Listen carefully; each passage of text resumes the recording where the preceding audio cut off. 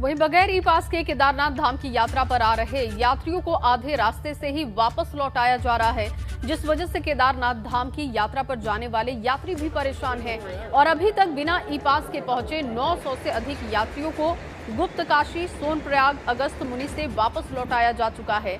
यात्रा तो खोल दी गई है, मगर श्रद्धालुओं की संख्या सीमित है, जिससे यात्रा से जुड़े लोगों का रोजगार भी नहीं चल पा रहा है। और ऐसे में केदारनाथ धाम यात्रा से जुड़े होटल, लॉज संचालकों ने 27 सितंबर को केदार घाटी बंद करने का फैसला किया। पास जो कि यहाँ पर लिमिट सरकार ने 800 की रखी है, इसके कारण यात्रियों को बड़ी परेशानी हो रही है। जिन यात्रियों के पास ई पास नहीं है, उनको आधे रास्तों से वापस भेजा जा रहा है। इस यात्रा से यहाँ क्षेत्रवासियों को बड़ी उम्मीदें थी, क्योंकि क्षेत्रवासियों का जो है कि रोजगार इसी चारधाम यात्रा से चलता है। आज लोग दर दर की ठोकरें खाने को तैयार हैं, लोगों के पास बैंक की किस्तें देने को नहीं है।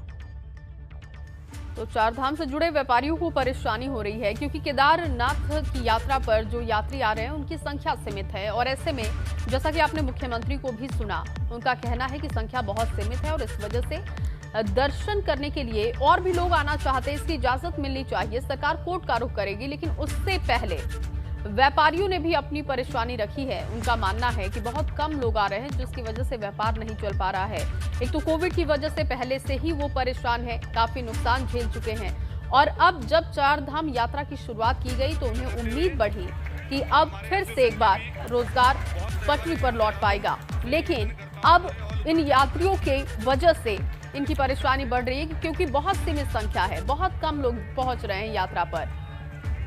तो व्यापारियों का मानना है कि इनकी संख्या बढ़ा देनी चाहिए। हालांकि ये पक्ष कोर्ट में भी सरकार रखने जा रही है। देखना होगा कि कोर्ट का रुख इसको लेकर क्या होता है।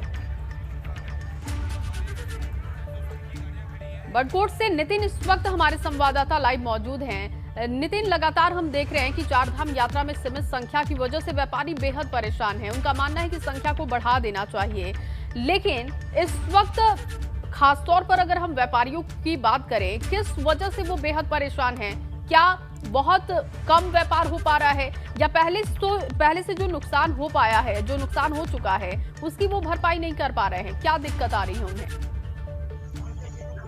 देखिए, जो ये चारधाम यात्रा रूट है और इसमें यमुनोत्री धाम की यात्रा है, इससे यात्रा की शुरुआत मानी जाती है। और इसमें केवल व्यापारी वर्ग ही परेशान नहीं है, बल्कि जो श्रद्धालु जो दर्शन करने को आ रहे हैं वो इसलिए परेशान हैं कि उनके जो ई पास है वो नहीं बन पा रहे हैं। अगले 15 से 16 अक्टूबर तक जो स्लॉट है पूरी तरीके से बुक है, क्योंकि जिस तरीके से देवस्थानम बोर्ड के जो पोर्टल है उसमें इसमें रजिस्ट्रेशन करना अनिवार्य बताया गया है। और इस अनिवार्यता के कारण जो है जो ई पास है, ई पास नहीं बन पाए हैं श्रद्धालुओं के समय से।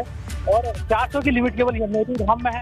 और इसमें जो तस्वीरें हैं, दर्शक जो हमारी तस्वीरें देख रही है, डामटा के पास से डामटा चेक पोस्ट की है, जो श्रद्धालु। बिल्कुल, तो यात्रियों को भी परेशानी हो रही है, व्यापारियों को भी परेशानी हो रही है। नितिन, जैसे कि तस्वीरें भी हम देख पा रहे हैं। बहुत शुक्रिया आपका तमाम जानकारी के लिए।